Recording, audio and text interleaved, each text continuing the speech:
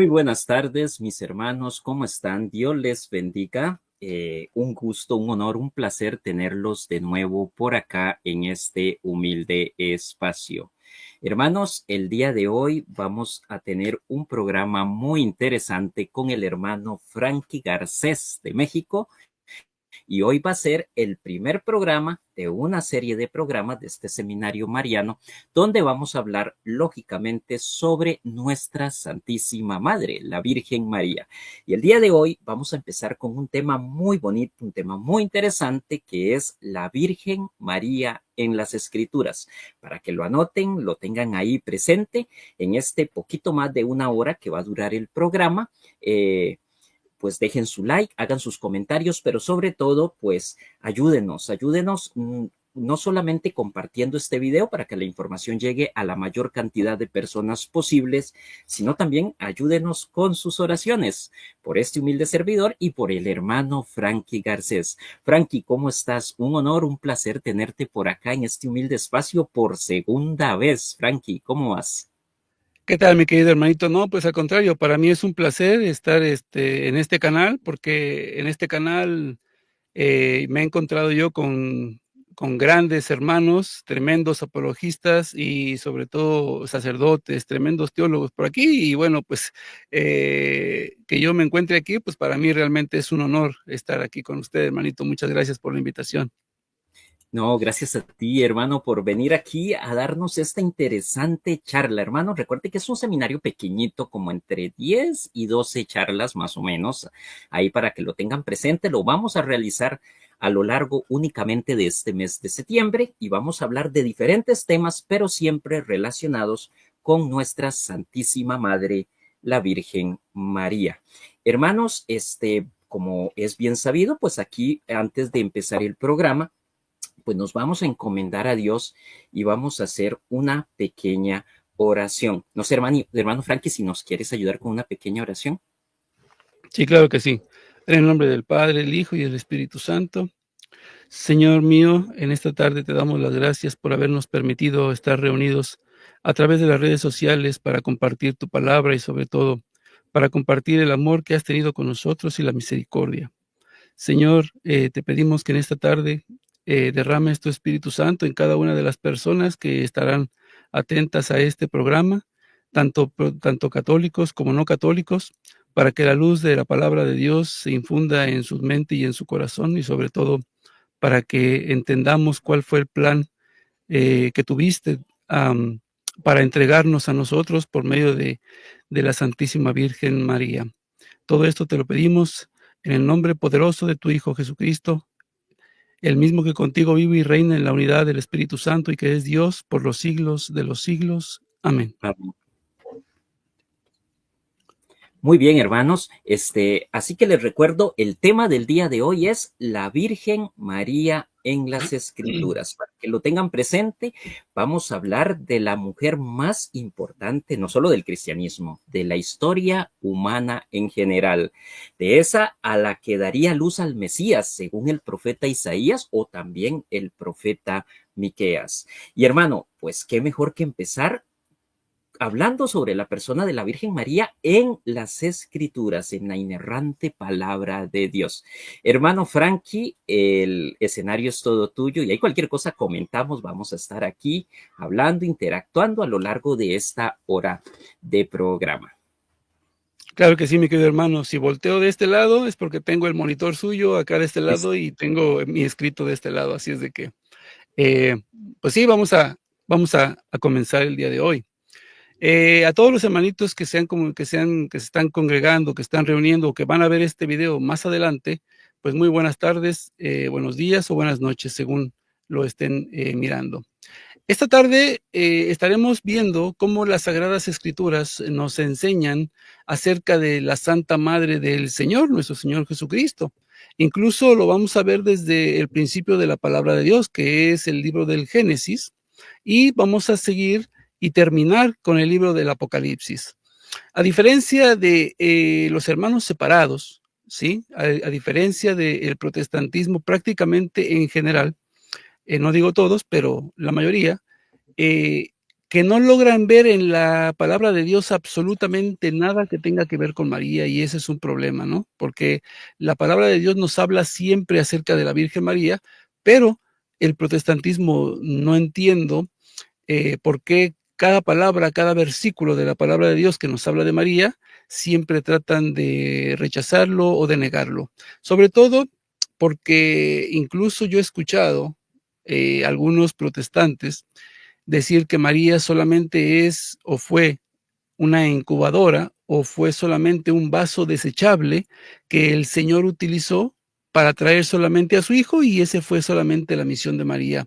Realmente esto es preocupante, esto es triste escucharlo de los personajes que se dicen ser cristianos, e incluso yo puedo decir que es incluso hasta satánico poder tener ese tipo de pensamiento y de interpretación bíblica, porque entonces estaríamos diciendo que el Dios Todopoderoso fue como esas personas que utilizan a una mujer para saciar sus más bajos instintos, Exactamente. le hacen un hijo y después la botan, porque es lo que el protestantismo cree del Padre y de María, que cuando terminó de desechar a María, trajo al mundo a su hijo y después la echó a la basura como una envoltura de papas fritas, ¿no?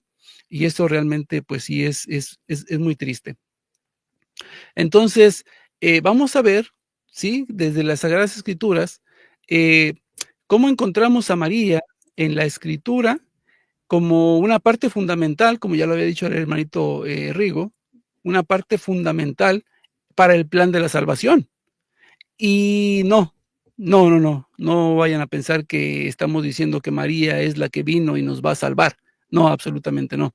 Sino que en el plan de Dios, en el plan que Dios tenía para nosotros, ella traería al mundo a aquel que nos salvaría de nuestros pecados, siendo ella misma también parte de ese plan salvífico. Y ella va a ser presentada a lo largo de estos minutos que vamos a estar hablando de ella, de formas distintas. Dios nos la va a presentar de formas distintas, pero sin cambiar el significado, con un mismo significado, ser la esclava, la sierva, el ejemplo a seguir para todos y cada uno de nosotros los cristianos. Dicho esto, por ejemplo, puedo decir, la Biblia nos presenta a la Santísima Virgen María como la nueva Eva.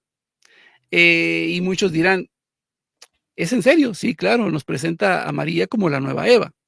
¿Por qué? Bueno, pues porque la Escritura nos habla de cómo fueron creados nuestros primeros padres, Adán y Eva, según Génesis capítulo 2, verso 7. Eva, por su parte, al igual que Adán, fueron creados sin pecado y sin mancha. O sea, en pocas palabras, fueron creados inmaculados.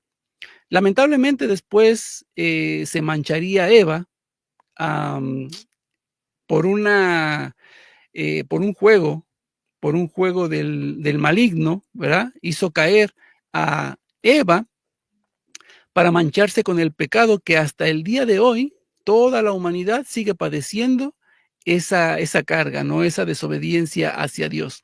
Y después sería, pues obviamente, recibiría un castigo y sería expulsada del paraíso, junto con Adán, por haberle seguido también el juego y haberse manchado también él con ese pecado. Así nos lo narra el libro del Génesis, capítulo 3, verso 15. Ahora, ¿por qué decimos entonces que María es la nueva Eva?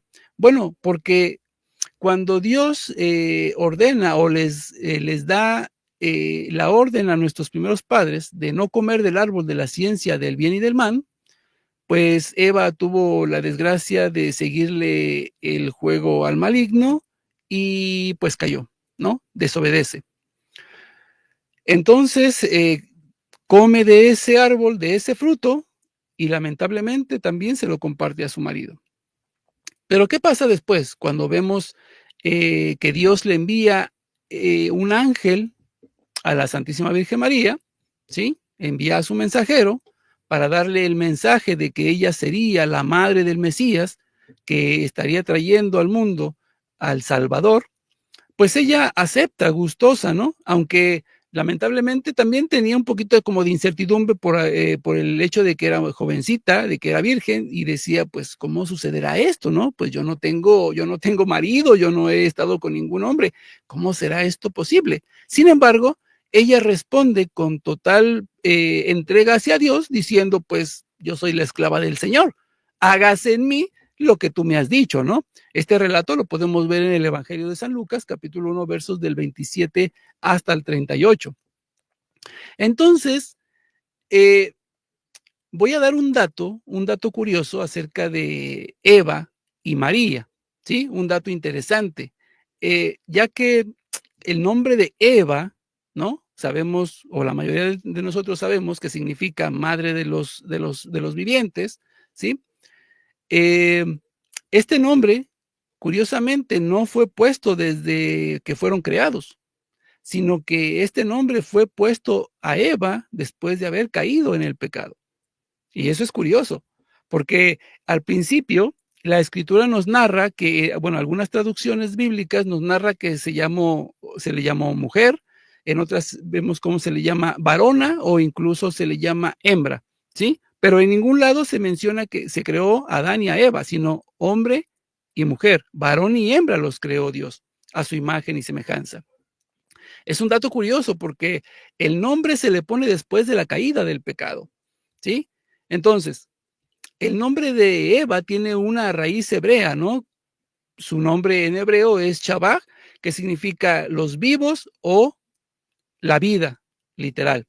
Por ello es que Adán la reconocería como la futura fuente de vida, según lo narra Génesis capítulo 3, verso 20, porque en ella su descendencia llenaría toda la tierra, ¿sí? Hasta el día de hoy seguimos siendo parte de esa fuente de vida que dio en Génesis. Ahora, muchos protestantes estoy seguro que van a estar diciendo, pero eso lo sabemos, ¿y eso qué tiene que ver con María, no? Porque realmente, pues sí, sabemos que el nombre se le puso a Eva después de caer y que pues Eva fue creada sin pecado, pero eso realmente, ¿qué tiene que ver con María? Bueno, tiene muchísimo que ver con María, por supuesto que tiene muchísimo que ver con María. Y sobre todo esto, el nombre. Quiero que se guarden bien esto. El nombre se le puso después de caer el pecado. Entonces, ¿por qué entonces podemos decir que María es la nueva Eva? Bueno, y tiene bastante que ver con la primera Eva, porque cuando vemos en el Evangelio de San Lucas que nos narra, por ejemplo, la visita del ángel a la Virgen María, ¿qué es lo que nos narra? Dice que Dios envió a su ángel al sexto mes a una ciudad de Galilea, a una virgen, ¿sí? A una virgen, y el nombre de la virgen era María. O sea, el nombre ni siquiera fue importante, porque esto lo podemos ver en Lucas 1:27. Pero también lo que encontramos aquí, que lo importante que nos hace ver el evangelista Lucas es precisamente la condición de María, que era una mujer y virgen aparte. Y esto obviamente va completamente en concordancia con lo que ya había mencionado mi hermanito Rigo, Isaías 7:14, donde dice, el mismo Dios les dará a ustedes una señal, ¿sí? La virgen grávida, bueno, algunas traducciones la mencionan como la virgen grávida dará a luz. La palabra grávida viene del griego y también tiene una raíz hebrea que significa yaré y que literalmente significa mujer embarazada. Por lo que ahora podemos entender algo bien importante, por eso les decía que tengan mucho cuidado con el nombre. ¿Cuándo fue puesto el nombre a Eva? ¿Por qué? Porque aquí vamos a encontrar algo bien importante. Recuerden ustedes que una de las cosas que nos ataca el protestantismo siempre cuando hablamos de María es que en ningún pasaje de la Biblia Jesús le llamó madre a María, entonces la despreció. No es así, porque el mismo evangelista Lucas, al igual que Isaías y al igual que Génesis 3:15, nos hablan de una mujer. Lo importante y la condición, lo importante de María no sería el nombre, sino la característica o la cualidad, que sería mujer virgen. Por tanto, Jesús en ninguna parte le llama madre. ¿Por qué? Porque ella no cayó en pecado. Porque Eva fue madre después de haber caído en pecado y María jamás cayó en pecado, nació también, fue creada inmaculada, al igual que nuestra primera madre, Eva. Por eso es de que Jesucristo nunca la llamó como madre, siempre la llamó mujer, haciendo referencia a qué, a que la Escritura nos enseñaba que esa mujer nacería sin mancha, que traería al mundo a ese Mesías y que estaría en una guerra eterna con el enemigo. Génesis 3:15. Ella te pisará la cabeza y tú solamente tratarás de acecharle el calcañar. ¿Sí? Solamente. Pero ella te aplastará la cabeza. Entonces, María vendría a ser el reemplazo o la perfección que lamentablemente Eva no pudo ser. Pero para que quede un poquito más claro acerca de esto, vemos, por ejemplo, que el apóstol Pablo en 1 Corintios capítulo 15, versos del 45 al 49, y también en el libro de los Romanos, capítulo 5, versos del 12 al 21, nos habla de que ese Jesús, ese fruto, esa simiente de María, es el segundo Adán. Lo podemos ver en las Sagradas Escrituras. Entonces, pues es Cristo quien hace la humanidad nuevamente perfecta. Recordarán las palabras del Señor: yo hago todo nuevo, todas las cosas las hago nuevas, ¿no? Entonces hace una nueva humanidad más perfecta, sin la mancha del pecado, mediante esa salvación que Él vino a traernos y mediante el bautismo, con su obediencia plena hacia el Padre. ¿Y qué podemos hablar de María, la nueva Eva? Que María fue completamente obediente a Dios, cosa que Eva no fue. Por tanto, tanto Jesucristo, siguiendo el ejemplo de su madre en obediencia plena, desde el momento de la anunciación hasta la muerte y crucifixión de nuestro Señor Jesucristo, siempre se mantuvo ella en obediencia. Por tanto, el segundo Adán, que es Cristo, debía de mantenerse también en obediencia para obviamente cumplir esta perfección mandada por Dios. Entonces podemos encontrar en María que es el reemplazo o la perfección de Eva en cuanto a castidad, en cuanto a la virginidad perpetua, porque esto es algo que caracteriza a María. Y más adelante vamos a ver cómo es que el protestantismo, en su afán de querer rechazar a María, termina incluso atacando al mismo Dios, y no solamente a Cristo, sino también al Padre. Y lo vamos a ver un poquito más adelante. Pero, pues Eva dio a luz a muchos hijos que después fueron los que llenaron la humanidad. Mientras que María dio solamente a luz al Mesías. Aunque vamos a ir un poquito más allá, porque si leyéramos al profeta Daniel, por ejemplo, Daniel capítulo 12, verso 4, veríamos que él recibe un mensaje del mismo ángel, del ángel Gabriel. ¿Sí? Recibe un mensaje. Ya sabemos que, por ejemplo, el nombre de Gabriel significa Dios habla. Entonces, el mensaje que él envía no son palabras que él se inventó, que él se le ocurrió, sino que son palabras mismas de Dios que él mismo está repitiendo. Por tanto, le dice al profeta Daniel: todo lo que yo te diga, ¿sí? Séllalo en el rollo y guárdalo para el final de los tiempos. ¿Ok? Y cuando llega Gabriel y le hace el anuncio a la Santísima Virgen María de que va a traer al mundo al Mesías, será la madre de ese Mesías, estaremos viendo cómo aquí llega el cumplimiento del final de los tiempos dados a Daniel capítulo 12. ¿Por qué? Porque aquí es cuando empieza el final de los tiempos de la esclavitud, de esa condenación eterna que traíamos cargando por el pecado de Adán y Eva, y llega entonces la redención al mundo con el Mesías, con el Señor Jesús. Entonces, ahí tiene el cumplimiento Daniel capítulo 12. Esas palabras de guarda estas palabras y séllalas en el rollo hasta el final de los tiempos, se cumplen claramente aquí con María y Jesús, el nacimiento de nuestro Mesías. Pero también la misma palabra nos enseña algunas cosas también medio interesantes, ¿no? Por ejemplo, sabemos que en el Antiguo Testamento la autoridad que Dios dejó para los hombres o aquí en la tierra es el sacerdocio, ¿no? El sacerdocio levita. No había ningún ministerio más grande que el sacerdocio levita. ¿Por qué? Porque él es el que estaba encargado de hacer la liturgia, de hacer los sacrificios, de hacer las oblaciones y obviamente ese sacrificio para la expiación de los pecados del pueblo de Israel. No había algún otro ministerio más grande que el ministerio sacerdotal, como lo es hoy en día, curiosamente también, que también obviamente el protestantismo rechaza, ¿no? Dicen que el sacerdocio se terminó con Cristo, pero cuando leemos Hebreos 9, nos dice que desde el verso 1, que había también en el Antiguo Testamento liturgias, ritos y sacrificios, cosa que según Hebreos capítulo 5 y capítulo 7 nos hablan de que el sacerdocio es cambiado por una ineficacia y se pasa a un sacerdocio más perfecto, ¿no?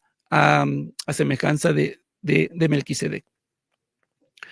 Pero bueno, entonces podemos ver aquí que María, o la misma Biblia nos presenta a María como superior incluso al sacerdote, que estaba obviamente representando a Dios aquí en la tierra. Por ejemplo, cuando vemos que se le anuncia o se le presenta el ángel Gabriel al sacerdote Zacarías, a la autoridad en la tierra puesta por Dios, para hacerle un anuncio de que tendría un hijo, Juan el Bautista, lo que recordamos es las palabras del sacerdote Zacarías, ¿no? ¿En cómo conoceré que estas palabras serán ciertas? ¿Cómo sabré que lo que tú me estás diciendo es cierto? Ojo, porque aquí podríamos pensar que por ser sacerdote, por estar encargado de las cosas del Señor, del sacrificio, de las liturgias, ¿no? Oblación y todo eso, podríamos pensar que incluso el sacerdote tendría una sumisión completa y una fe ciega, ¿no? Porque obviamente es un ángel, se nos está presentando un ángel, me está haciendo un anuncio y obviamente viene de parte del Señor. Podríamos pensar eso, más bien tendríamos que pensar eso por ser un sacerdote del Dios Altísimo. Sin embargo, él duda y le dice, bueno, pues ¿cómo sabré que esas palabras que me has dicho pues son verdad, ¿no? Entonces el ángel Gabriel le dice, bueno, pues has dudado de mis palabras, ¿no? Y por tanto te quedarás mudo hasta el día en que estas cosas sucedan, hasta el día en que nazca tu hijo. Curiosamente, un poquito más adelante, un tiempecito más adelante, se le presenta a María, el mismo ángel, con las mismas palabras, ¿sí? Vas a dar a luz a un hijo, concebirás en tu seno, darás a luz un hijo y le pondrás por nombre Jesús porque él salvará al pueblo de sus pecados. Y sin embargo, podemos ver que María responde completamente de forma contraria a lo que el sacerdote, siendo autoridad de Dios, pues respondió. María, en su humildad, en su sencillez, responde, yo soy la esclava del Señor. Hágase en mí según tu palabra. Esto lo vemos Lucas 1:38. Y la falta de fe del sacerdote Zacarías, Lucas 1, del 18 al 20. Donde podemos entonces confirmar que María fue en fe muy superior al sacerdote encargado aquí en la tierra por Dios. Ahora bien, siguiendo la misma línea en la que vamos, ¿por qué María no puede ser ese vaso desechable que dicen los protestantes que solamente fue María? Bueno, porque si vamos analizando un poquito cómo la Sagrada Escritura nos habla acerca de el rey Salomón, por ejemplo. Las palabras del rey Salomón cuando termina de construir esa arca, los querubines, ¿no? Y cuando termina eso, dice Dios que se manifestará en medio de esa arca de la alianza y en medio de los querubines. Y le dice, ¿cómo es posible si ni los cielos ni la tierra existe un lugar donde soporte o pueda aguantar toda la potencia de Dios? ¿Cómo es posible que te vas a manifestar aquí? No hay un lugar en la tierra, ni en el cielo, ni en los abismos donde pueda soportar toda esa potencia. según lo vemos en Primera de Reyes, capítulo 8, verso 7. Y sabemos que Dios fue tan grande, que el templo quedó completamente lleno de toda la gloria de Dios, y una nube densa se apareció ahí que ya no pudieron celebrar los sacerdotes. Entonces, hay algo bien interesante, porque cuando quedamos claros, por ejemplo, que María es el reemplazo a la perfección de Eva, podemos ahora entender un poquito esta situación acerca de el arca de la antigua alianza, y cómo la misma Biblia nos enseña que María es esa nueva arca. Pero vamos a ir paso a paso. Pregunta: teniendo en cuenta que el arca de la alianza fue un simple cofre, un simple cajón de madera cubierto en oro, y ahí se manifestó toda la gloria de Dios, ¿acaso Dios podría habitar en algo manchado de pecado, o algo común y corriente, como dice el sectarismo acerca de María? ¿Que María fue una pecadora? ¿Que María solamente fue una mujer común y corriente? ¿Acaso Dios, que según las palabras del mismo rey Salomón, no ha habido otro rey más sabio que Salomón? Entonces, según las palabras de Salomón, que no existe ni en el cielo ni en la tierra un lugar donde pueda soportar toda esa potencia de Dios, podemos decir entonces que toda esa potencia de Dios se pudo haber estado o tomado parte, ¿sí?, de algo manchado por el pecado, de algo común y corriente, se haría pedazos, ¿sí? Vamos a verlo desde el Antiguo Testamento. Por ejemplo, si vamos al libro del Éxodo en el capítulo 25, pues ahí se nos dice cómo Dios le manda a Moisés a crear el arca de la alianza, ¿sí? Simple cajón de madera, pero ojo aquí, porque lo que hace Dios es darle a Moisés características y rasgos del arca, y le dice que al pie de la letra tiene que cumplirse.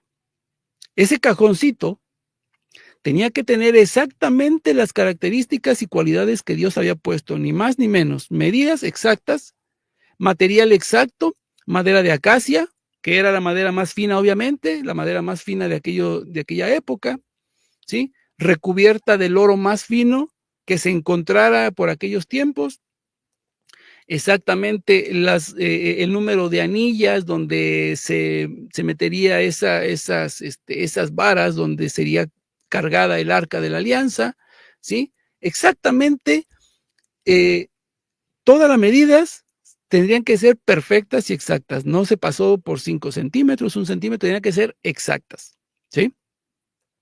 Ok.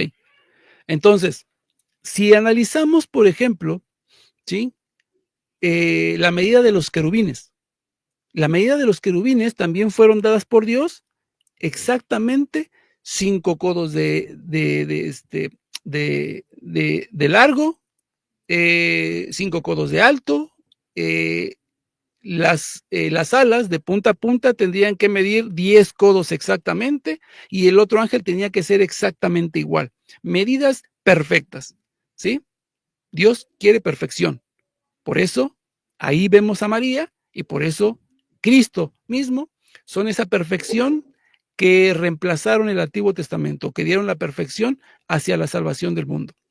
Ok.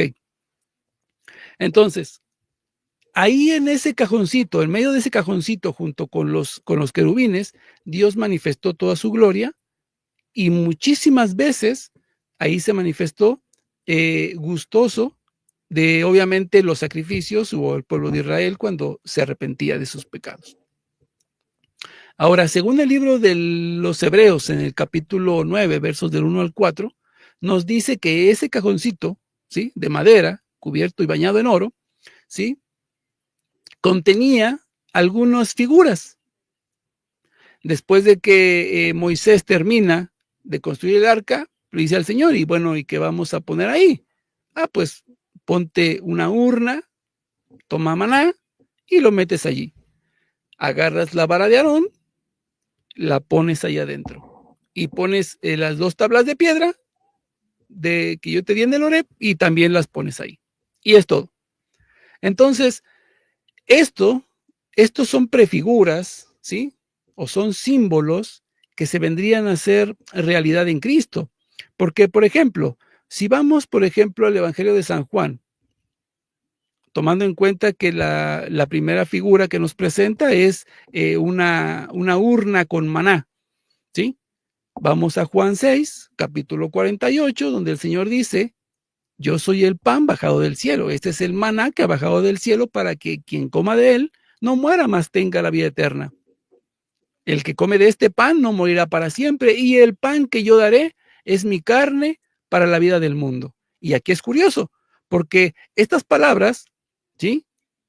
Y el pan que yo daré es mi carne para la vida del mundo, después tienen su cumplimiento en una profecía de Isaías capítulo 25, versos del 5 en adelante, cuando dice, Dios Sabaoth está preparando para todos los pueblos un banquete con carnes jugosas y vinos perfectamente selectos. ¿Qué es lo que viene a hacer Cristo? Todo el Evangelio de San Juan 6, del 48 hasta el 62. El que coma mi carne y beba mi sangre tiene vida eterna, yo lo resucitaré el último día. El que no coma mi carne y no beba mi sangre, pues no puede pertenecer o no es parte de mí, ¿sí? Y entonces aquí vemos el cumplimiento, que esa primera prefigura o ese símbolo, esa figura de la urna con el maná, se hace realidad en Cristo, ¿sí? El maná bajado del cielo que alimentaría al pueblo para la vida eterna. Después podemos ver la vara de Aarón, esa vara de Aarón, ¿sí? Que representa, y todos sabemos que representa el poder de Dios. Con ella se hizo muchos prodigios, milagros, con ella se rescató al pueblo de Israel. Pero ¿qué dice el Señor Jesús en Mateo 28, 18? Enfrente de sus apóstoles llega y les dice, a mí se me ha dado todo el poder en el cielo y en la tierra. Por tanto, yo soy el que tiene toda la autoridad en la tierra, en el cielo, en los abismos y en todas partes. También Apocalipsis capítulo 12, verso 5 dice que el niño que nace de la mujer, pues gobernaría todas las naciones con vara de hierro, refiriéndose al Mesías, el Señor Jesús. Por tanto, también esa segunda prefigura se cumple en Cristo. Y cuando vamos, por ejemplo, a las tablas de la ley, sabemos que esas tablas de la ley eran la autoridad de Dios hecha escritura en el Antiguo Testamento para el pueblo de Israel. Pero cuando vemos en Juan 1, del 1 al 3, y el verso 16 nos dice que ese logos, ese verbo que estaba con Dios, se hace carne y habita entre nosotros. Por tanto, al leer el libro de Hebreos, capítulo 1, versos del 1 al 10, encontramos que esa autoridad que estaba hecha escritura se hace ahora carne y esa pasa a ser nuestro Señor Jesucristo. Recordarán por ahí el Evangelio de San Mateo, capítulo 5, versos del 23 en adelante, donde dice, ustedes recordarán que a sus antepasados se les dijo, ¿no? No matarán. Y viene aquí un agregado, pero yo les digo, ¿sí? Esa misma autoridad que estaba en el Antiguo Testamento ahora se perfecciona conmigo en el Nuevo Testamento, pero yo les digo, ¿sí?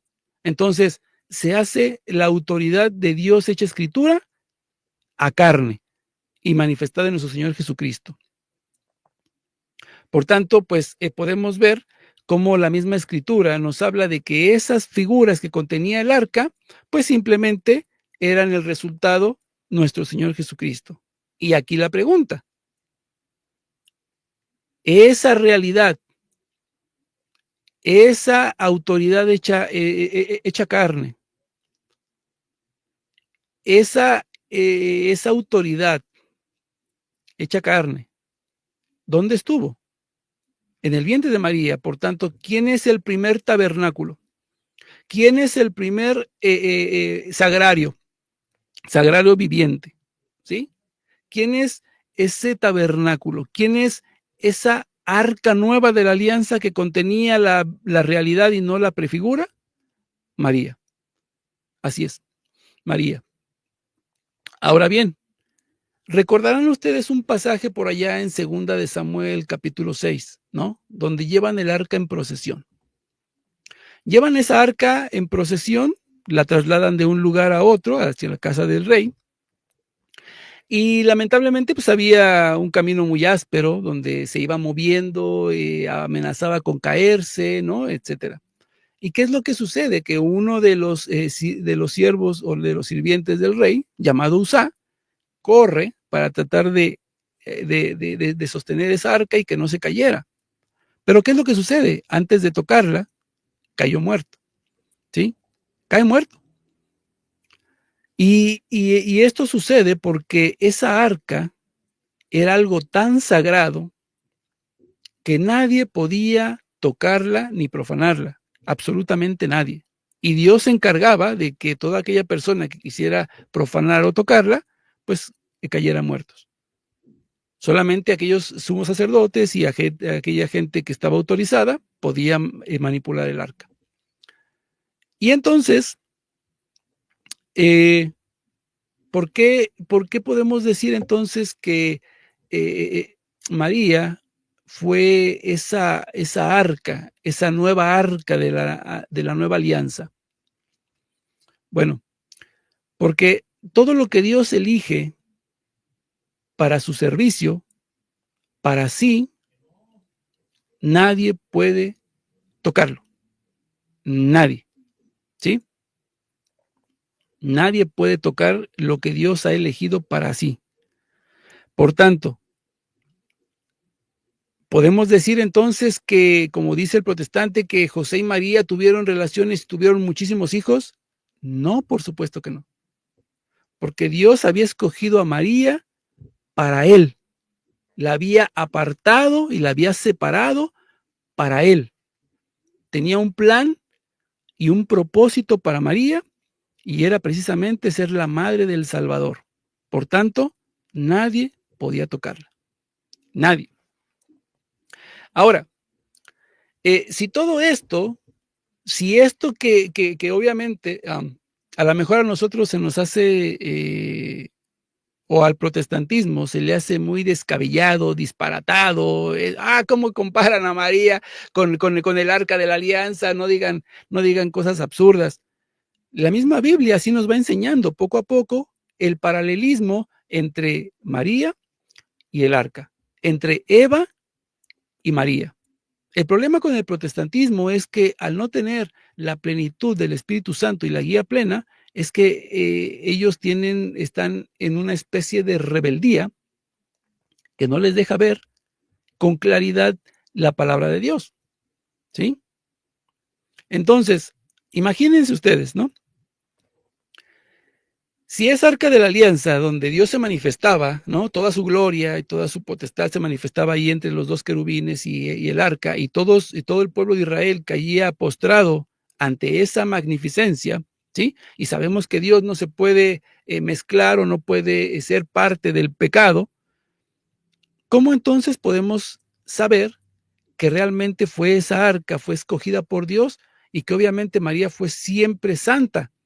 ¿Sí? Porque obviamente su hijo amado, ese que sostiene el universo con su palabra poderosa, ese que no cabe en el cielo y en la tierra de toda su magnificencia y no puede nada soportarlo, estuvo en su vientre, en ese lugarcito así muy pequeñito. Ahí estuvo toda la potencia de Dios, toda la gloria, como dice la misma escritura, ¿no? Que en Cristo, ¿no? En Cristo estaba toda la divinidad de la deidad o toda la deidad de la divinidad. Entonces, en ese espacio pequeñito, en el vientre de María, ahí estuvo toda esa grandeza, ¿sí? Toda esa grandeza estuvo ahí en María. Por tanto, si Dios no puede habitar en algo que no sea santo, ¿cómo podemos decir entonces que estuvo en el vientre de María, como dice el protestante? Solamente fue una mujer cualquiera, común y corriente, y hay por ahí otros protestantes que dicen, pues incluso mi mamá es mejor que lo fue María. ¿Hasta dónde llega esa manipulación del enemigo? Porque sabemos que hay una guerra eterna. ¿Por qué no se van a hacerle la guerra, no sé, a Santa Isabel? ¿Por qué no se van a hacerle la guerra, no sé, a la mujer adúltera? ¿No? ¿Por qué no se van a hacerle la guerra, por ejemplo, a Mical? Ahí tienen un pretexto de verdad para irse a hacerle la guerra a Mical, porque se burló del rey David cuando estaba danzando delante del arca de Dios. ¿Por qué no le hacen la guerra a estas mujeres? Que sí realmente, bueno, Isabel, a excepción de Isabel, pero la mujer adúltera, Mical, ¿sí? Incluso la samaritana, todas cometieron pecado. ¿Por qué no se van a hacer la guerra a ella? ¿Por qué se van a hacer la guerra a la Santa Madre de Dios? Porque obviamente hay una guerra, ¿sí? Donde el diablo y su descendencia, obviamente va a luchar contra la mujer y contra su descendencia. Y ahí tenemos un verdadero problema. Tenemos que analizar entonces, cuando entonces pensamos en contra de la Virgen María o tratamos de atacarla, tenemos que pensar por qué realmente estoy atacando a la Madre de Dios, si la Madre de Dios fue santa porque tomó carne y sangre de ella, carne y sangre, curiosamente, que a nosotros nos vino a dar la redención. Y todo fue tomado de María. Entonces hay que preguntarnos cuál es el motivo. Y ahí entonces podemos ver que, dado que esta arca fue tan grande, fue tan majestuosa para el pueblo de Israel, que nadie podía tocarla, así mismo lo vemos con María, y por eso decimos que María quedó siendo virgen perpetua, ¿sí? ¿Por qué? Por ser la elegida de Dios, porque Él la reservó para sí, y nadie podía tocarla, ¿sí? Esto lo vemos según el Evangelio de Lucas. Lucas nos habla muchísimo, todo el Evangelio de Lucas nos habla casi de María. Lucas 1:35. Aquí el asunto es, en Lucas 1:35 se le da un don increíble a María, porque le dice el ángel, el Espíritu vendrá sobre ti o descenderá sobre ti y el poder del Altísimo te cubrirá. Ahora, el ángel no le dijo, bueno, va a venir el Espíritu Santo a hacer la encarnación y un poquito de poder de Dios va a estar solamente en ti. Le dijo, todo el poder de Dios te cubrirá con su sombra, todo. Por tanto, María tenía en sí, en ella, habitaba también todo el poder de Dios, porque en ella contenía al Dios verdadero, y esto vamos a irlo viendo un poquito detallado aquí en las Escrituras. Por ejemplo, María no tuvo hijos, y aquí voy a poner unos ejemplos así muy para que el protestante también vaya haciendo conciencia acerca de todo eso, ¿no? Por ejemplo, el protestante dice que María tuvo muchos hijos, ¿sí? Aparte de Jesús. Pero la Escritura nos dice todo lo contrario. Ellos dicen, es que no hay en la Escritura un solo texto bíblico donde nos diga que María fue virgen por siempre, fue virgen perpetua. Sí, sí lo hay, por supuesto que sí. Miren, voy a poner unos ejemplos. ¿Qué pasa cuando en Génesis capítulo 18, versos del 1 al 15, se presenta Dios a Abraham en el encinar de Mambré? Le hace una promesa a Abraham, ¿sí? Tu esposa Sara, vendremos dentro de un año y para entonces tu esposa Sara ya habrá tenido un hijo. Ellos eran ancianos, ella había sido estéril y obviamente pues no pudo tener hijos, pero ya era muy anciana. Entonces ella se ríe y así como diciendo, bueno, ¿cómo será esto posible, no? Ya viejo él y viejo yo, imagínense cómo va a suceder esto. Pero sin embargo, la palabra de Dios y la promesa de Dios jamás se rompe. Dios no es un mentiroso. Entonces le dice, ¿por qué se ha reído Sara, no? Dentro de un año vendremos nuevamente aquí y para ese entonces ya Sara habrá tenido un hijo. ¿Cuántos hijos tuvo? Pregunto, ¿cuántos hijos tuvo Sara? Uno, Isaac, ¿sí? No hubo más. Bueno, después podemos ir al libro de los Jueces en el capítulo 13, desde el verso 2 hasta el verso 25. El mismo ángel que es enviado por Dios le hace una promesa a la esposa de Manoa. Esta, a diferencia de Sara, que era anciana, esta era jovencita, también era estéril. Pero le dice, tú tienes que abstenerte de comidas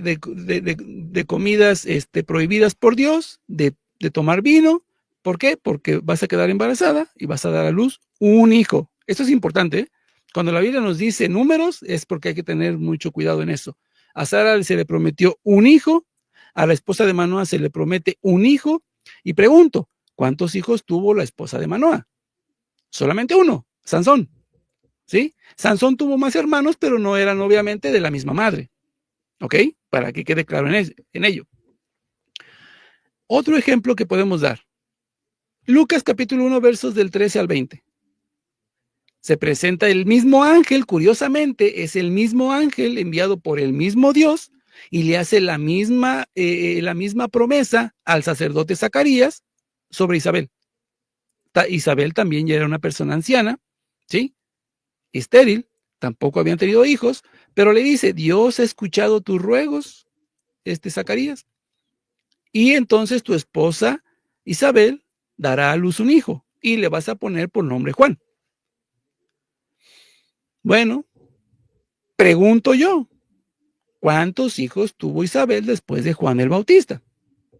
Ninguno, no existen. Pero curiosamente, el mismo ángel, ojo, el mismo ángel enviado por ese mismo Dios a María, unos versículos más adelante, ¿sí? En este caso serían 6 meses más adelante, le hace la misma promesa a una jovencita virgen llamada María y le dice, vas a dar a luz, vas a concebir y vas a dar a luz un hijo y le pondrás por nombre Jesús. Pero aquí, según el protestante, aquí Dios fue un mentiroso porque le promete un hijo y María tuvo muchos. Y yo les he preguntado al protestantismo varias veces, ¿quién se equivocó? ¿Se equivocó Dios al enviar al ángel, que ya cansado de estarlo enviando a tantas personas, se equivocó de número de hijos que le iba a dar a María? ¿Se equivocó Dios acaso al decirle, no, es que para ella no era un solo hijo, eran varios? ¿O se equivocó María, que cuando le dijo el ángel, vas a tener un hijo, y ella dijo, pues a mí no me interesa lo que Dios haya dicho, yo voy a tener los hijos que a mí se me pegue la gana? ¿Quién se equivocó ahí? Porque si Dios promete un hijo a Isabel y le da un hijo a Isabel, un solo hijo, le promete un hijo a la esposa de Manoa y solamente le da un hijo a la esposa de Manoa, y después le promete un hijo a Sara y solamente tiene un hijo Sara, ¿por qué entonces se equivocó con María? Porque si le promete un hijo a María, le dio como 6, le dio 8, 10, no sé cuántos hijos le pongan los protestantes. Y aquí es donde yo digo, y como yo les dije al principio, que aquí no solamente están rechazando a María, sino están llamando a Dios un mentiroso. Con el afán de rechazar a María, terminan incluso blasfemando contra Dios. Y eso es terrible. Y sin embargo no se dan cuenta y piensan que están haciendo lo correcto y que alaban a Dios con eso. Ojo con eso, cuidado. Entonces, volvemos con lo del arca, ¿sí? Porque ahora sí ya se viene la recta final y viene algo bien interesante, ¿no? ¿Qué sucedió con el arca, no? Después de que obviamente cae Usá, cae muerto, ¿no? ¿Qué es lo que dice el rey David? Entre asustado y un poco molesto, ¿qué es lo que dice? ¿Yo llevarme el arca a mi casa? Por supuesto que no. Decía mi hermano Frank Morera en forma de chiste, ¿no? Si se va a morir alguien, no se va a morir en mi casa, que se muera por allá en la casa de Obededom. Y se la envía a la casa de Obededom, ¿no? Yo no me voy a llevar el arca a mi casa después de ver lo que acaba de suceder. Que se vaya a la casa de Obededom. Y ojo, porque dice que cuando llegó el arca de la alianza y entró a casa de Obededom, llenó de bendición a toda la casa, toda la familia quedó llena de bendiciones. Y ojo, porque dice que el arca de la alianza se quedó en la casa de Obededom durante 3 meses. Ojo. ¿Qué sucede después de que el ángel le da el anuncio a la Virgen María de que iba a tener un hijo y María acepta diciendo, yo soy la esclava del Señor, hágase en mí según tu palabra? Y después que el ángel le dijo, el poder del Altísimo te cubrirá con su sombra. Corre María a auxiliar a su prima Isabel, que tenía ya 6 meses de embarazo. Y fíjense por eso digo que la Biblia no se contradice, ni mucho menos. ¿Qué es lo que sucede con María cuando entra a la casa de Zacarías? Saluda a la familia y curiosamente con el simple hecho de saludar, llena del Espíritu Santo a Isabel y al niño, y a Juan el Bautista, que salta de gozo en el vientre. Llena de bendiciones a toda la casa. ¿Por qué? Porque María no podía dar algo que era contrario a lo que Dios tenía. Si María no hubiese sido santa, simple y sencillamente el saludo hubiera quedado como un saludo común y punto. Pero en María estaba todo el poder de Dios. Por tanto, al saludar María, transmitía lo que tenía. Espíritu Santo, estaba llena del Espíritu. Y lo transmite a Isabel y se lo transmite al niño también. Y ojo, porque dice la palabra de Dios que esos 3 meses que el arca de la alianza estuvo con Obed-edom, esos mismos 3 meses pasó Isabel asistiendo a su prima Isabel hasta el día en que dio a luz a Juan el Bautista. Eso lo vemos en Lucas 1:56. Y lo vemos en 2 de Samuel, capítulo 6, versos del 6 al 10. Para que veamos que cuando la Biblia nos habla de números, tiempos y fechas, tenemos que poner atención en eso. El mismo tiempo del arca estando en la casa de Obed-edom, llenando de bendiciones a toda la casa, a toda la familia, el mismo tiempo que pasa María, llenando de bendición a la casa del sacerdote Zacarías y a su prima Isabel. Es interesante, ¿no? Y aquí podemos ver que la Biblia no se contradice, ni mucho menos. Que el católico es mariano y que adora a María. No adoramos a María, simple y sencillamente obedecemos la Escritura. ¿Cómo podemos ver cómo en la Escritura, sí, nos habla de aquellos rasgos de María, ¿no? Así como a detalle se nos muestra cuán importante fue el arca de la alianza para el pueblo de Israel. Así también es ella igualmente importante para ahora el pueblo cristiano. Pero también vamos a ver que tan importantes para nosotros como cristianos, como tan importantes como para toda la iglesia, para todos aquellos que quieran ser parte de la iglesia de nuestro Señor. Porque vamos a ver ahora cómo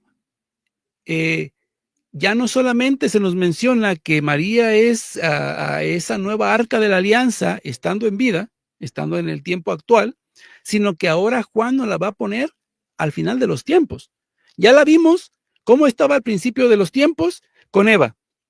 Ya la vimos podemos decir así, un tiempo intermedio, cuando se habla el profeta Isaías y cuando habla el evangelista Mateo y también el evangelista Lucas.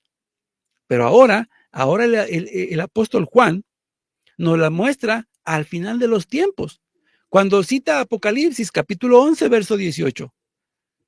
¿Sí? Dice que allí, al final de los tiempos, ¿sí? Y cuando el Señor venga en toda su gloria, dice que aparecerá una gran señal en el cielo. Lo primero que hará es abrirse el santuario de Dios que está en el cielo y se mostrará ¿qué?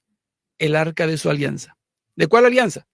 ¿La antigua alianza del antiguo pacto del Antiguo Testamento o el pacto nuevo que se hizo con Cristo? Pues obviamente la nueva arca, no la antigua alianza. ¿Sí?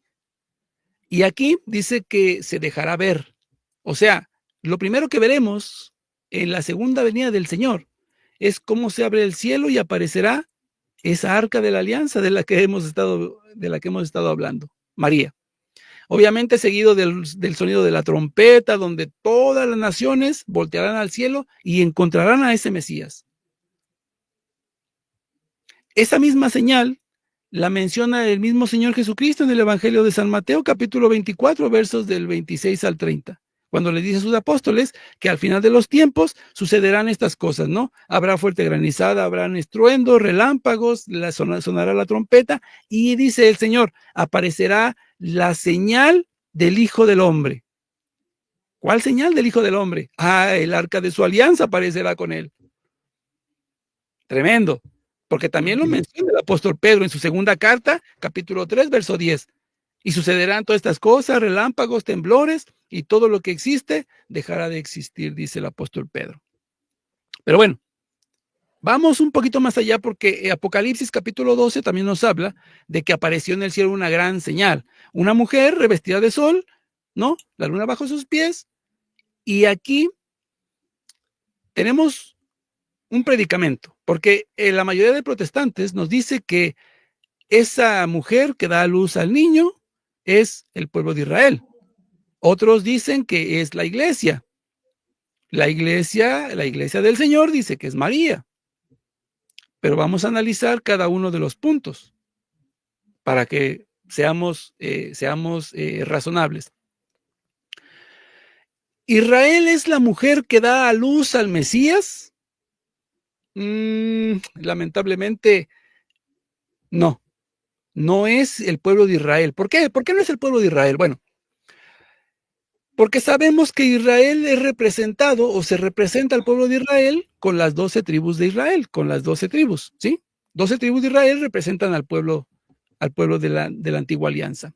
Y estas 12 tribus de Israel son representadas, según Génesis capítulo 37, verso 10, por estrellas. ¿Recuerdan aquel sueño que tuvo José y que le dijo a su padre, oye, soñé que 11 estrellas se postraban, y entonces su papá dijo, ¿que acaso también nosotros te vamos a adorar?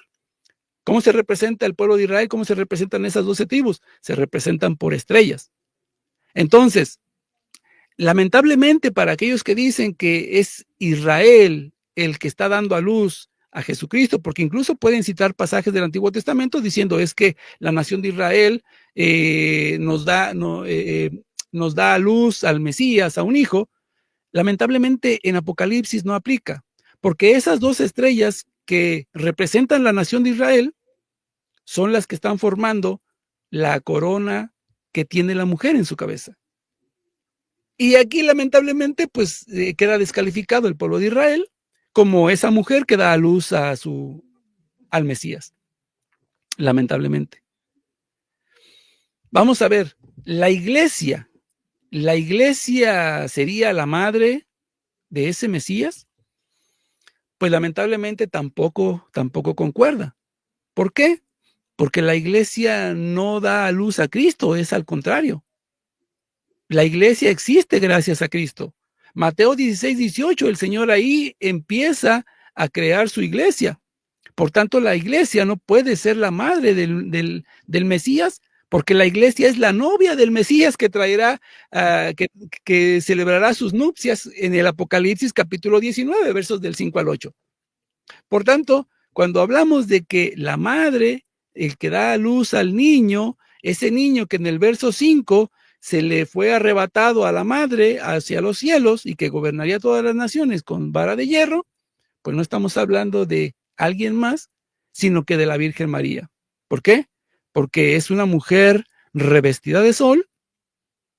Ese revestimiento de sol, la Biblia nos habla de aquel cubrimiento del poder de Dios, cosa que se lleva a cabo en Lucas 1:35. El Espíritu Santo descenderá sobre ti y el poder del Altísimo te cubrirá con su sombra. La corona de 2 estrellas, ¿sí? En su cabeza, reina del Antiguo Testamento, como lo vimos desde el Génesis, por ser ella la que dio el sí, la que traería al mundo, al que redimiría a todos, tanto del Antiguo Testamento como del Nuevo Testamento, pasa a ser ella la reina tanto del Antiguo Testamento como del Nuevo Testamento, reina tanto del Antiguo como del Nuevo Testamento. ¿Sí? Entonces, aquí no hay ningún sesgo de que, es que ustedes son marianos y ustedes les encanta poner a María en el lugar de Dios. No, no ponemos a María en el lugar de Dios. María no está en el lugar de Dios, ¿sí? Pero la Escritura nos habla de que es tan importante María, ¿sí? Para la salvación de la humanidad, ¿sí? Y así nos lo deja ver en la Escritura. Y esto no es que yo lo diga, o lo diga mi hermano Riguardón, o que lo diga el Papa, o lo diga en algún concilio. Incluso pastores protestantes nos dan a entender, o nos dicen más bien claramente, que María es esa mujer de Apocalipsis capítulo 12. Por ejemplo, tenemos al señor David Chilton, ¿sí? Que es un protestante reconstruccionista, que obviamente ya falleció, pero que él tiene un libro llamado Días de Retribución, en el cual hace un estudio del libro del Apocalipsis, desde el capítulo 1 hasta el capítulo 22. Entonces ahí está narrando, y en cada capítulo él hace una refutación. Ese libro es más bien una refutación a pastores protestantes, porque él dice, este capítulo es dedicado a la refutación a pastor tal que dice esto y esto y esto, y empieza a hacer él un estudio donde refuta los argumentos de algunos pastores. Y él en el capítulo 12, cuando se termina ese capítulo 12, él dice, por tanto, no hay en ningún pasaje, versículo del capítulo 12 de Apocalipsis que no se hable de María, tal cual. Entonces, también pastores protestantes que son fieles a la palabra de Dios, que buscan la verdad de Dios, pueden entender en el libro de Apocalipsis y a través de la historia, de la historia bíblica, que obviamente María es tan importante en las escrituras que incluso está allí en el Apocalipsis 12 dando a luz a ese niño. Y sobre todo podemos verlo cuando dice el versículo 17 de Apocalipsis 12, que el dragón enfurecido, ¿sí?, con la mujer, por no poderla dañar, por no poder hacer caerla, ¿sí?, en el pecado, ¿qué es lo que hace? Pues se va a hacerle la guerra al resto de su descendencia, a aquellos que guardan los mandamientos de Dios y que son fieles al testimonio de Jesús. Recordando, por ejemplo, Marcos capítulo 3, versos 33, por ahí así, donde dice el Señor Jesús, ¿quién es mi madre y mis hermanos? Todo aquel que hace la voluntad de mi Padre, ese es mi hermano, mi hermana y mi madre. María. Por eso la llamamos como madre de la iglesia, porque obviamente es la reina y madre de todos nosotros, ¿sí? Porque así la menciona Apocalipsis. La madre no pudo ser dañada por el demonio y entonces se va a hacer la guerra al resto de sus hijos, que somos nosotros. Y para terminar, quiero citar la palabra de Dios, Lucas 1:37. Y esto no lo tenemos que grabar, y sobre todo los protestantes. Cuando dicen, es que es imposible, es que María no puede ser, no puede ser el arca de la alianza, es que María no puede ser virgen perpetua. Lucas 1:37 dice, porque ninguna cosa es imposible para Dios. Solamente el protestante hace que Dios no pueda hacer cualquier cosa. Ellos tienen un Dios que es incompetente, ellos tienen un Dios que es limitado, ellos tienen un Dios que incluso es mentiroso, como lo hemos visto, y por eso es que la iglesia, o nosotros decimos una frase que hoy yo creo que se va a hacer más como que se va a hacer más popular, ¿no? A Jesús por María. ¿Por qué?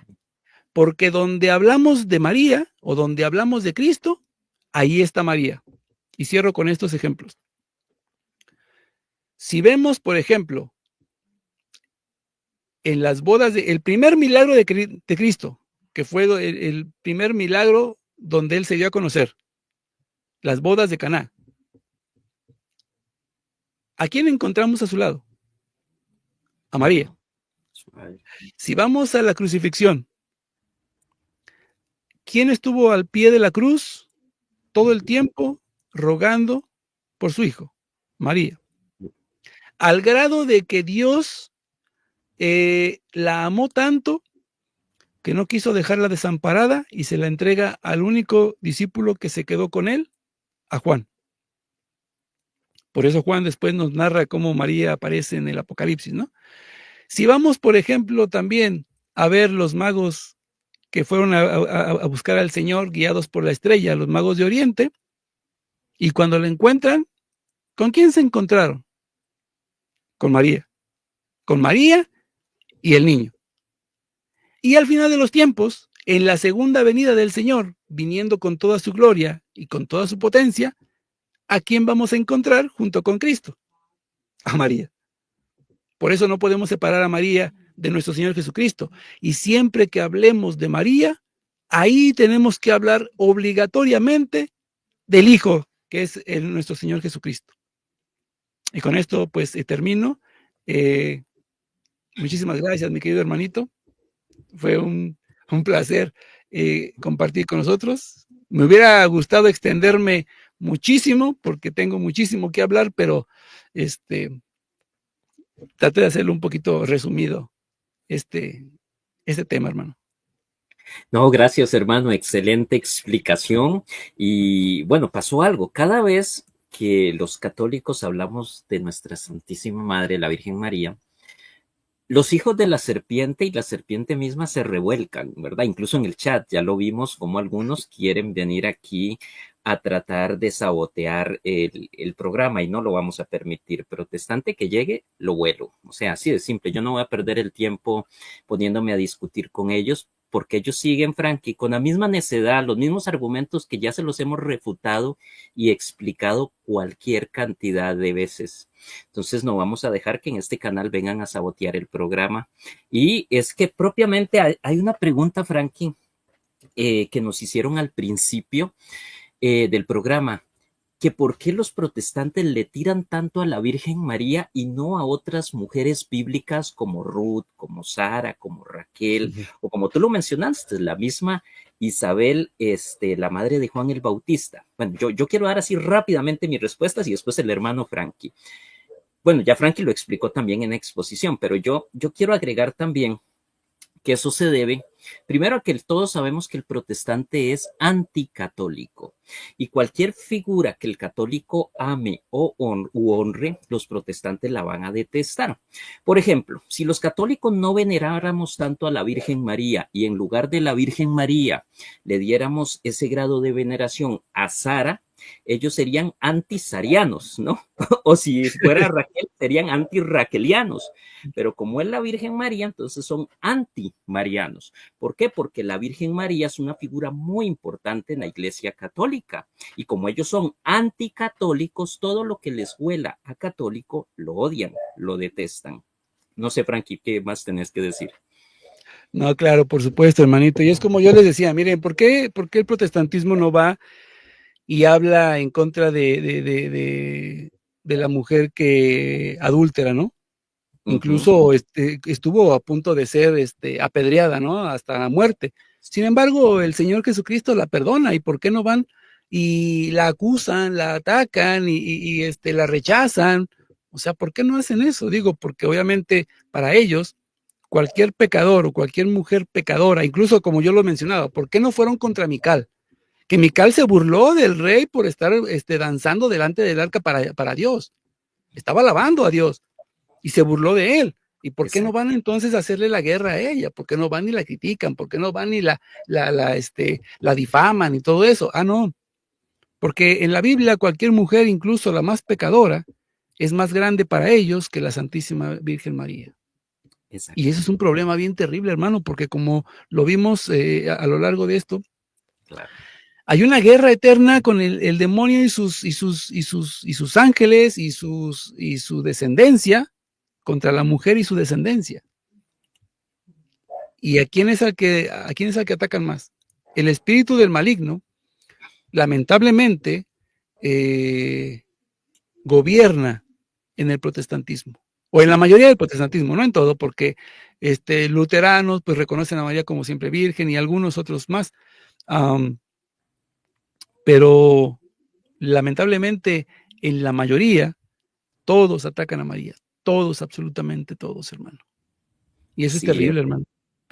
es terrible, terrible, ¿verdad? Eso es lo que le enseñan en sus iglesias. Imagínate, Frankie, que yo hace muchos años, cuando en la casa que nosotros vivíamos antes, pues nosotros le alquilábamos al lado de atrás a unas familias.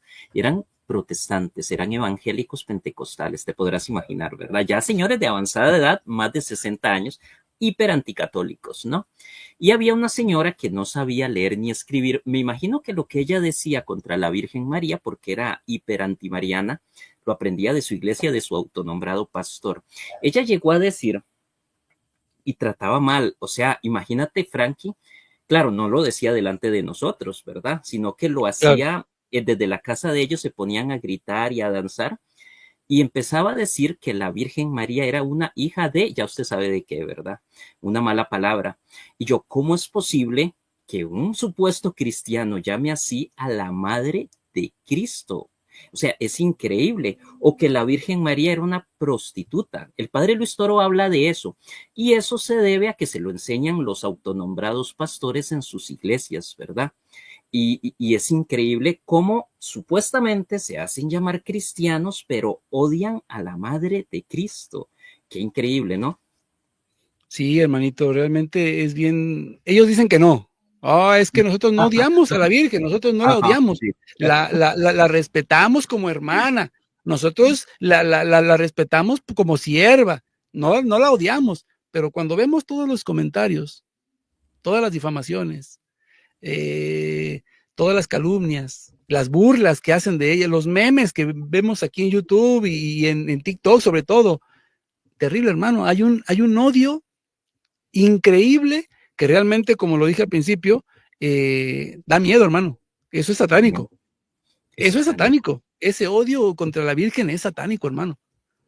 Así es, hermano, pues se cumple, ¿verdad? Lo que dice la escritura con respecto a que la Virgen María va a venir y con su talón va a destripar la cabeza de la serpiente. Y los hijos de la serpiente se alborotan, porque mientras estaba hablando yo digo, uy, sí es cierto, se me olvidó hacer la oración al inicio, decía yo, porque cuando uno habla, no sé si a ti te ha pasado, Frankie, que cuando uno habla sobre la Virgen María empiezan a fallar el internet, se empieza a ir la señal. A mí me pasa, empiezan los perros a ladrar, los gatos a maullar, todo para que no hagas el programa.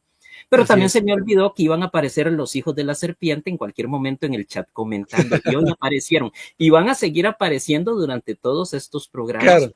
precisamente por eso. Y Frankie, una cosa también, porque ahí este muchacho llamado Nahum, protestante, comentaba sobre Mateo 1:25, dando a entender, no, mire, están equivocados los católicos, María después sí tuvo más hijos, porque el famoso hasta que, ¿verdad? Es increíble cómo ellos usan ese, o sea, es un argumento que ya lo hemos explicado hasta el cansancio, lo hemos refutado en enseñanzas, en debates, en predicaciones, y sin embargo siguen de necios repitiendo lo mismo. Y yo creo que eso se debe a lo que el hermano Frankie explicó en su exposición, que no tienen la plenitud del Espíritu Santo. Y como no tienen esa plenitud del Espíritu Santo, por más que uno les dé pruebas y se las ponga así en la cara, ellos no la aceptan, no lo logran ver porque están cegados por ese odio anticatólico. Claro que sí, mi querido hermanito. Miren, cuando un protestante me habla de Mateo 1:25, yo les digo, miren, hermanito, tienes un terrible problema con ese texto y no te ayuda para nada, hermano. No te ayuda para nada. Mira, primeramente, antes de querer hablar de que si tuvo después hijos, después de que tuvo relaciones con José, después de dar a luz a Jesús, te voy a hacer una pregunta, y es una pregunta de gramática, hermano. ¿Sí? ¿Cómo tú puedes explicarme que un verbo en tiempo pasado y negativo de la noche a la mañana se transforme en futuro y positivo? Y se me quedan, ¿no? ¿Por qué? Porque el libro, el texto de Mateo 1:25 dice, y no la conoció. Tiempo pasado en forma negativa. No la conoció hasta que dio a luz a su hijo. Ahora, tenemos ahí dos verbos, ¿sí? Que se cumplieron. No la conoció, tiempo pasado, y quiere decir que no la volverá a conocer. Y después, y dio a luz un hijo, lo cual quiere decir que tampoco dará a luz más hijos después. Pero entonces, ¿cómo tú puedes explicarme que ese verbo que dice no la conoció se convierta en la conocerá después? ¿Cómo puedes explicármelo según la gramática? No existe, hermanos. No Y se existe. hacen bolas, dan vueltas y vueltas y nunca pueden, hermano. Ese texto es el que menos les favorece, hermano. Sí, es cuando Obviamente para también, los hermanitos que no conocen mucho sí, las escrituras, los confunden bastante, pero claro. no, Que, hermanito. que a propósito, Frankie, como este seminario vamos a hablar de nuestra Santísima Madre, vamos a hablar también vamos a tener 4 programas diferentes sobre los 4 dogmas marianos para que lo tengan presente y ahí ya más con más paciencia y más profundidad vamos a refutar todos esos argumentos protestantes antimarianos. Y fíjate que uno, Frankie, que ellos tocan mucho es Mateo 1:23. Ellos dicen, sí, pero es que cuando el evangelista Mateo cita la profecía de Isaías 7:14 en Mateo 1:23, el texto original hebreo, según ellos de Mateo, no dice una virgen, dice una alma, que es diferente a una virgen. Alma significa mujer joven, que era una mujer joven en edad casadera. Entonces ahí no dice virgen, dicen los protestantes, que es un argumento muy usado contra los judíos también para negar la mesianidad de Jesús, ¿no? Pero también hay que explicarle a ellos que en el contexto judío del siglo I o incluso del profeta Isaías 700 años antes de Cristo, pues una alma, una mujer joven, era prácticamente también una betulá, o sea, una partenos, una virgen. ¿Por qué? Porque según la ley del Levítico, ¿qué le pasaba a una mujer, a un alma, si antes de casarse perdía su virginidad? Bueno, según Deuteronomio también la mataban a pedradas, por eso tenía que ser virgen. Todos sabemos que a la Virgen María pues no la mataron a pedradas, ¿verdad? Y de hecho por eso es que José trata de abandonarla en secreto, precisamente por eso, porque ya había sido anunciado, yo me imagino, ¿no? Después de que recibe el anuncio del ángel, ¿no? María, pues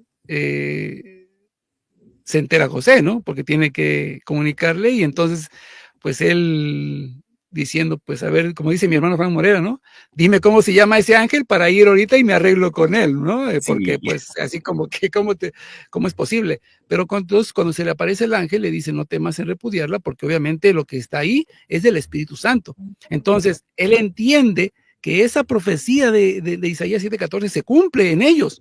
Entonces, él pues obviamente había decidido abandonarla en secreto, porque obviamente, como usted bien lo dice, eran muertas lapidadas, y él obviamente no quería que eso sucediera con María, por eso lo hace de esta manera.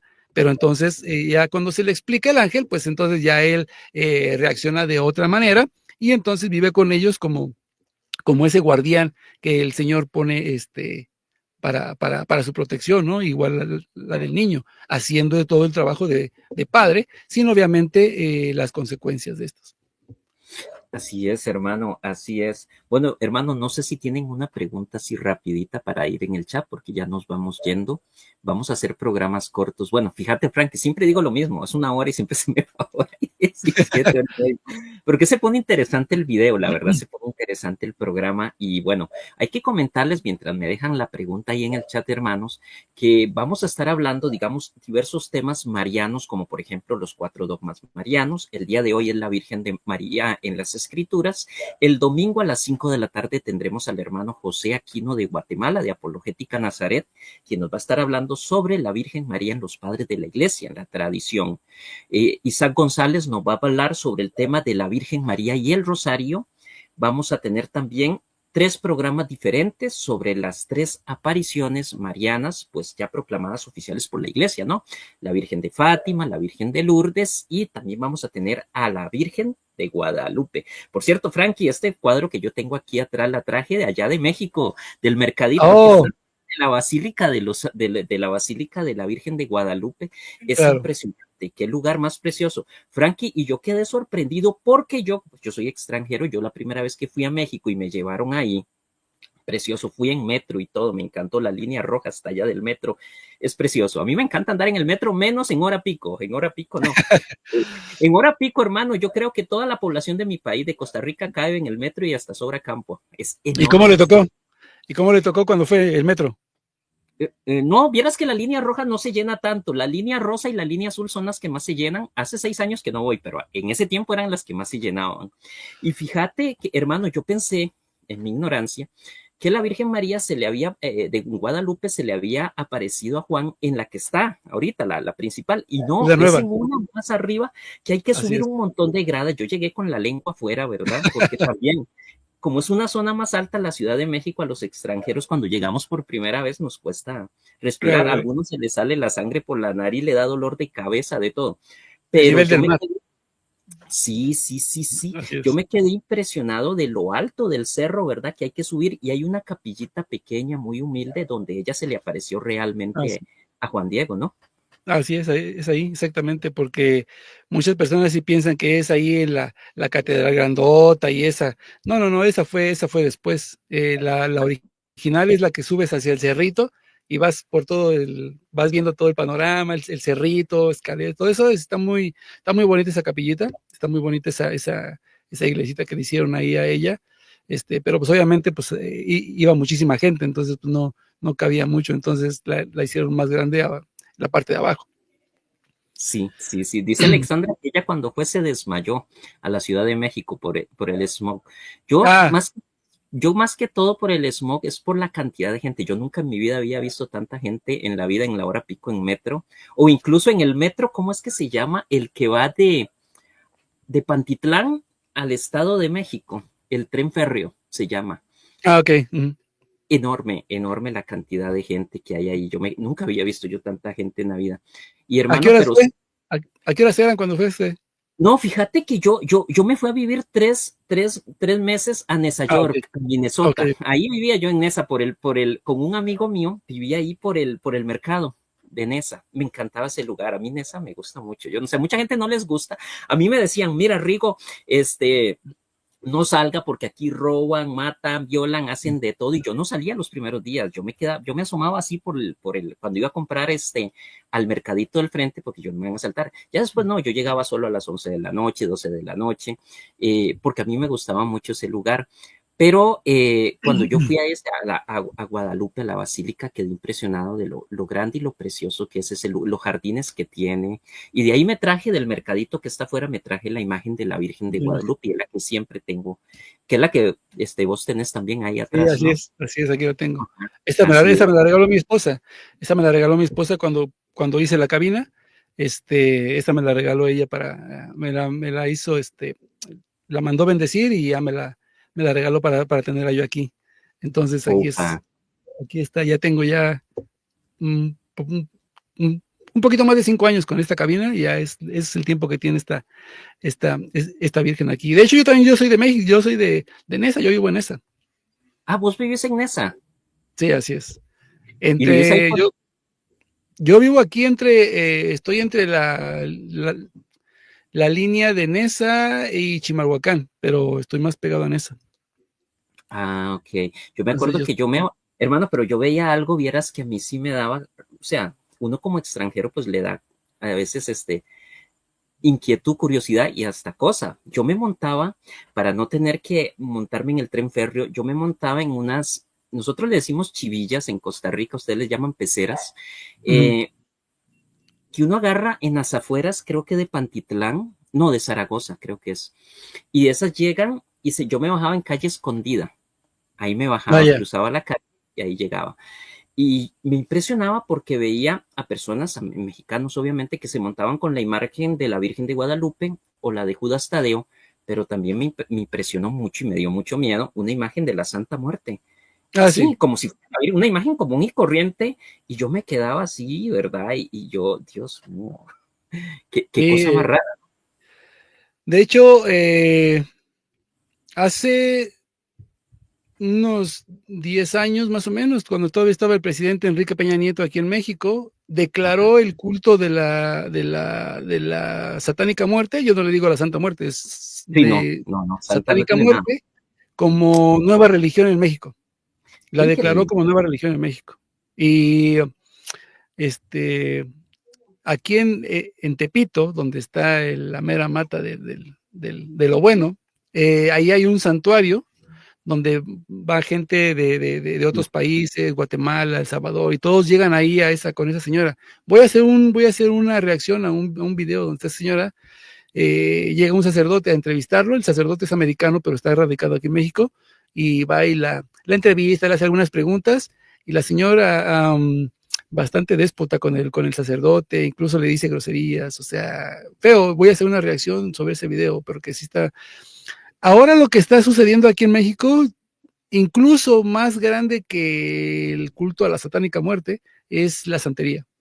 Sí, Ahorita la santería está despegando terriblemente, hermano, terriblemente. Terriblemente, Sí, terriblemente. Y es que con esos gobernadores socialistas, progres, que solo estupideces dicen, porque esa es la verdad, solo estupideces hacen en Costa Rica, es igual. Todos son iguales, son cortados con la misma tijera. claro. Y solo para cosas malas les da el poquito cerebro que tienen, por no decir una mala palabra, pero es increíble, es increíble. Y desgraciadamente se llevan a muchos católicos ignorantes para ahí. Por eso los protestantes, que también son bastante ignorantes, dicen, bueno, pero es que yo veo en México muchos católicos metidos en santerías, entonces los católicos son idólatras y son hechiceros y son brujos, y no es Claro. así, no es así, ¿verdad? Ya eso es una distorsión, ya son personas que por ignorancia o por maldad se pasan a esas cosas, toman cosas de la Iglesia Católica, pero la agarran con otros fines que no son propiamente las cristianas, ¿no? Sabemos que, no recuerdo ahorita quién decía que Satanás es el mono de Dios, ¿no? Y obviamente todo lo que utiliza la iglesia, gracias hermanita María López, gracias, Dios los bendiga a todos. Lo que toma la iglesia o lo que tiene la iglesia, este mono de Dios lo utiliza para engañar a las gentes, ¿no? Por ejemplo, Sí, la santería utiliza la misma imagen de la Virgen, de los santos. ¿Para sí, qué? Para que digan, ay, mira, ese lugar pues, es católico porque hay imágenes ahí, vamos a entrar. Y ahí esa es la trampa del demonio. Recordemos, la misma escritura dice que el demonio se viste o se disfraza de ángel de luz, sí, ¿ok? Y dice, no es mucho que también sus ministros se disfracen como ministros de justicia. Por tanto, podemos ver incluso afuera de un lugar donde tengan a la satánica muerte y que le estén haciendo misa y dicen, ah, mira, pero si ahí está el padrecito, entonces sí se ha sí, de ser católico, se ha de ser bueno. Ojo con esto porque son personas disfrazadas de sacerdotes que no son sacerdotes, ¿sí? Y que están haciendo una obra de teatro ahí. Ellos creen que están haciéndole una misa, pero eso no es misa. Es un señor que se disfraza. ¿Para qué? Pues para engañar a la gente que no conoce, que no va a misa y que obviamente pues no lee la palabra de Dios y que sea, bueno, pues sí es válido porque pues ahí está el sacerdote, le hace su misa y no pasa nada. No, tengan mucho cuidado con eso, porque ese es el demonio disfrazado. así es, hermano. Y así es el demonio disfrazado.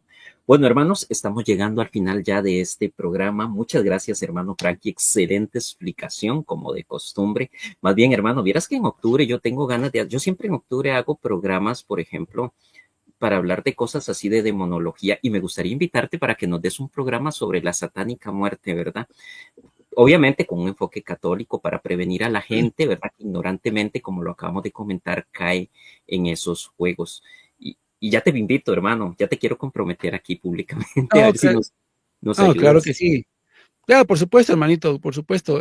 Para mí siempre es un honor estar con usted, compartir lo poquito que yo he aprendido gracias al Señor que me ha estado revelando. También para mí es un placer poder compartir lo que yo sé a mis hermanitos. Gracias, hermanito Luis Monroy. Dios los bendiga. Alexandra, bendiciones a todos.